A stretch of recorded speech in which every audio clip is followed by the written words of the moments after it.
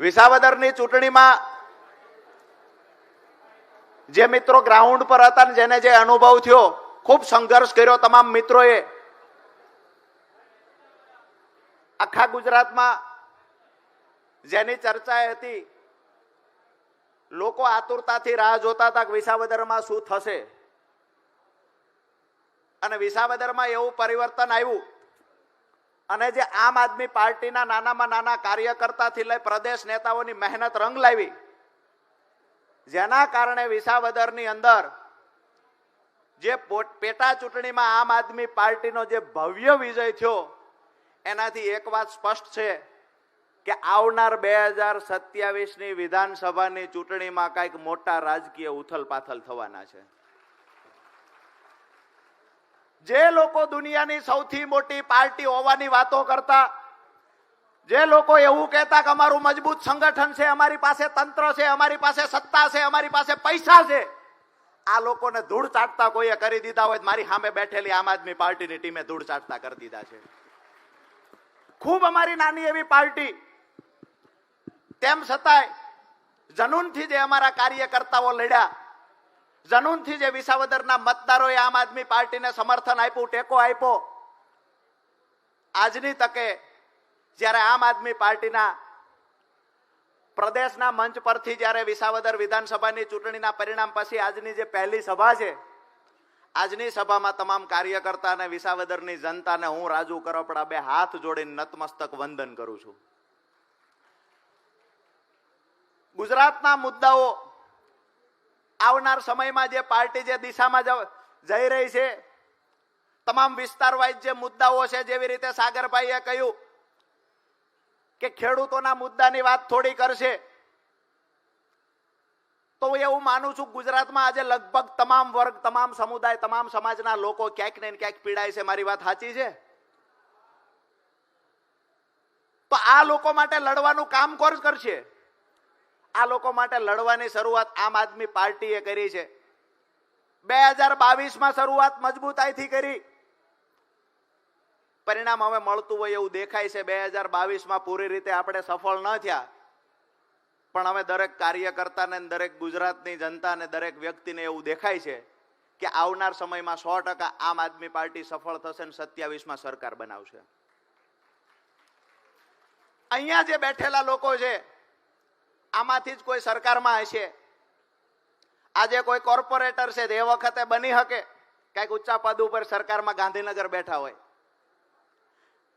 થોડી વાર પછી અહીંયા જ મને દેખાય છે કે 2027ના મુખ્યમંત્રી આપણા મંચ ઉપર જ હશે. થોડી વાર પછી ગૃહમંત્રી એ આપણા મંચ ઉપર જ હશે. સરકારમાં આપણા લોકો બેઠવાના છે, એ નજર સામે દેખાય છે. કૃષિ મંત્રીની જાહેરાત કરી દો. સાગરભાઈ ગઢા થઈ ગયા છે, તો આપણો વારો આવી જશે.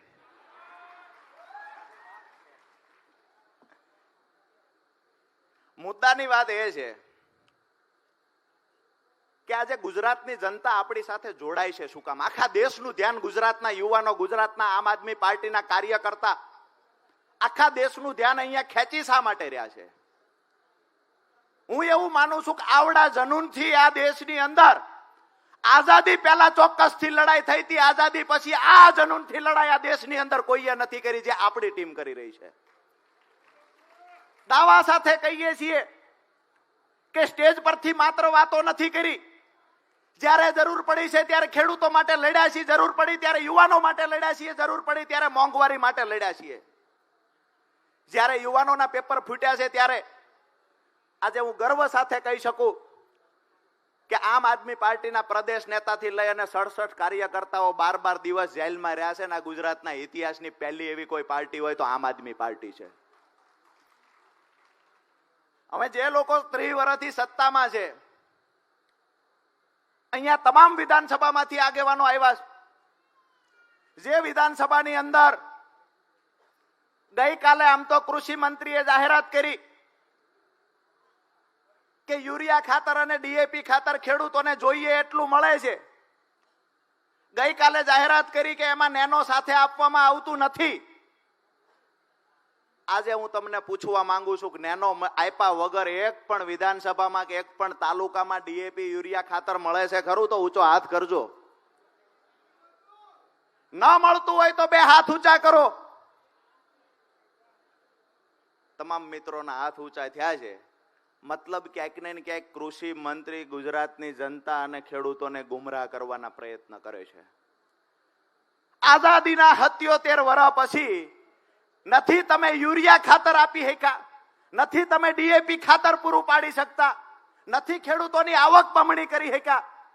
આજે ગુજરાતનો ખેડૂત દુઃખ સાથે કહેવું પડે કે સરકારની કૃષિ વિરોધી નીતિના કારણે આજે ગુજરાતનો ખેડૂત દિવસે દિવસે દેવાદાર બનતો જાય છે.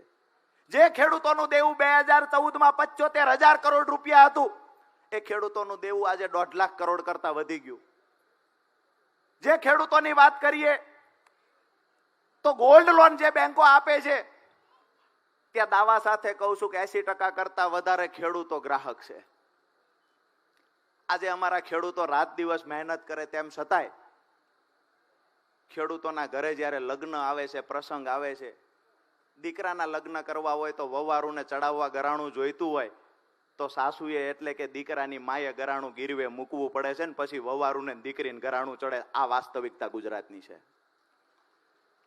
રાત દિવસ મહેનત કર્યા પછી પણ દેણામાંથી ખેડૂતો બહાર નીકળતા નથી. ફસલ લઈને જાય છે, પૂરતા ભાવ મળતા નથી. વાતો તો બણગા તો ખૂબ ફૂંકવામાં આવે છે, ટીવી મીડિયામાં આવીને મોટી મોટી વાતો કરવામાં આવે છે, પણ વાસ્તવિક ચિત્ર શું છે? વાસ્તવિક ચિત્ર એ છે કે તમે ખેડૂતના ઘરે જાઓ, ગામડાની અંદર જાઓ, ખેડૂતોના 25-30 વર્ષથી પોતાના ઘરનો મોભારો બદલાવી નથી હે કે આ સ્થિતિ ખેડૂતની છે. દરેક ખેડૂતના હાથ બાર આજે બેંકમાં ગીરવે પડ્યા છે. કયા મોઢે સરકાર ખેડૂતોના હિતની વાત કરે છે?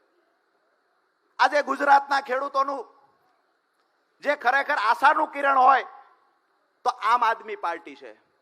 ગુજરાતનો દરેક ખેડૂત, દરેક યુવાન, દરેક મહિલાઓ માટે જો કોઈ લડે એવું હોય, ગુજરાતના દરેક નાગરિકની જો અપેક્ષા હોય કે અમારી માટે કોઈ બોલશે, અમારી માટે કોઈ લડશે, અમારી સરકાર બનશે, તો એ માત્ર ને માત્ર આમ આદમી પાર્ટી છે. અને આમ આદમી પાર્ટીની સરકાર બનાવવા માટે થઈ અને હું એવું માનું છું કે જેવી રીતે મરણિયો જંગ વિસાવદરમાં કર્યો તો એવી રીતે 2027માં મરણિયો જંગ આખા ગુજરાતમાં કરવો જોઈએ. બાકી તો પાર્ટીમાં ઉતાર ચઢાવ ઘણા બધા આવશે. ભાજપના નેતાઓએ પાછું હમણાં થોડો ટાઈમ પહેલા પેલું ખરીદ વેચાણ વાળું ચાલુ કર્યું. એને એ નથી ખબર કે આ લોકો મરજીવા છે. એને નથી મોતનો ડર લાગતો, એને નથી હિંમત હારવાની ખબર પડતી. હિંમત હારવાનું સોફ્ટવેર લગભગ આમ આદમી પાર્ટીના કાર્યકર્તામાં ફિટ જ નથી કર્યું ભગવાને. અમારો કાર્યકર્તા ક્યારેય હિંમત નહીં હારે. ઘણા લોકો એવું કે પહેલા ખબર હતી તો પછી આવું તેવું કરવું હતું, આમ કરવું હતું, તેમ કરવું હતું, પહેલા ખબર હતી તો કાઢી મૂકવાતા. એક કહેવત છે અમારા ગામડામાં કે કડવા હોય તો પણ ચાખવા પડે, કડવા હોય તો પણ ચાખવા પડે, અણગમતા હોય તો પણ ભેળા રાખવા પડે. સાહેબ આ સમયની તકદીર છે. સાહેબ આ સમયની તકદીર છે. પોતાના ઉઘાડા તો થાય પણ પોતાના હોય ને એટલે ઢાંકવા પડે. પાર્ટી માં બની, પાર્ટીના ખોળામાં ઉછેર થયો, પાર્ટીએ મોટા કર્યા અને એ પાર્ટી સાથે ગદ્દારી કરનાર વ્યક્તિને હું એવું કહીશ કે તમારા મા બાપને વૃદ્ધ આશ્રમમાં મોકલો, એના કરતા પણ મોટું પાપ તમે અહીંયા કર્યું છે. આજે તમને બધાને વિનંતી કરીએ છીએ કે આવનાર સમયમાં જે ગુજરાતની જનતાની અપેક્ષા છે, એ અપેક્ષામાં ખરા ઉતરવા માટે થઈ અને જેવડી પણ લડાઈ લડવી પડે, આ લડાઈ લડવાની આપણી સંપૂર્ણ તૈયારી સાથે આપણે મેદાનમાં આવ્યા છીએ. અને આ જોમ જુસ્સા સાથે, આ હિંમત સાથે જો આપણે લડશું તો આપણને પરિણામ લાવતા કોઈ રોકી નહીં શકે. આવનાર સમયમાં જ્યાં પણ જરૂર પડશે ત્યાં પાર્ટીનું પ્રદેશ નેતૃત્વ દરેક જિલ્લા મથકે, તાલુકા મથકે, ગામડાઓમાં જે પણ સૌરાષ્ટ્રના પ્રશ્ન હશે, ઉત્તર ગુજરાતના હોય, દક્ષિણ ગુજરાતના હોય, આદિવાસી બેલ્ટના પ્રશ્ન હશે, તમામ મુદ્દે આજે આમ આદમી પાર્ટી મજબૂતાઈથી લડે છે. હમણાં નવું ભાજપ વાળા શીખ્યા છે કે આમ આદમી પાર્ટીના કાર્યકર્તા વિરોધ કરવા જાય તેની પર કેસ કરી દેવો. 2-3 દિવસ પહેલા અહીંયા વડોદરામાં કર્યો, 2 દિવસ પહેલા અમારે કમલેશભાઈ કોટેચા અને દીપકભાઈ ઉપર કેસ ત્યાં કર્યો સુરેન્દ્રનગરમાં.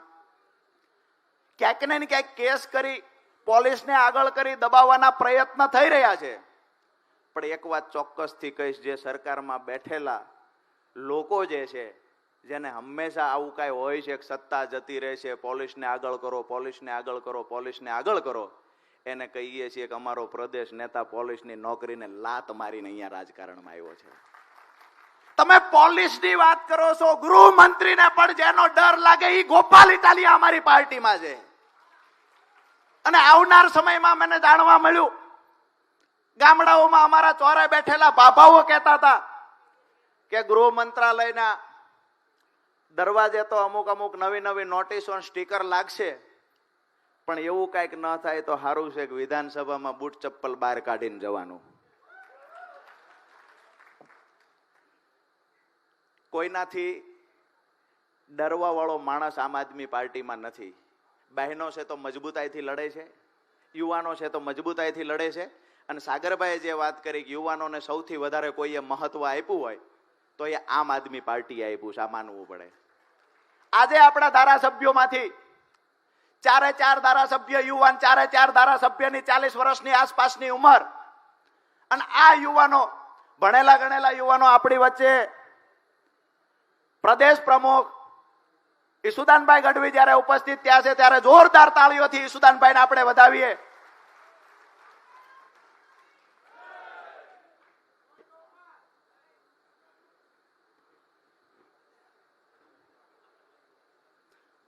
ગોપાલ રાયજી પ્રભારી આપણી વચ્ચે ઉપસ્થિત છે.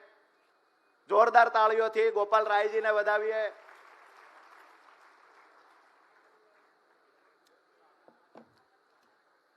આમ તો પ્રદેશ નેતાઓ, રાષ્ટ્રીય નેતાઓ, પ્રદેશ પ્રમુખ, મહામંત્રી, આ તમામને આજે આપણે સાંભળવાના છે. વચ્ચેથી સાગરભાઈએ મને કીધું એટલે 5 મિનિટ માટે હું આવ્યો મારી વાત મૂકવા.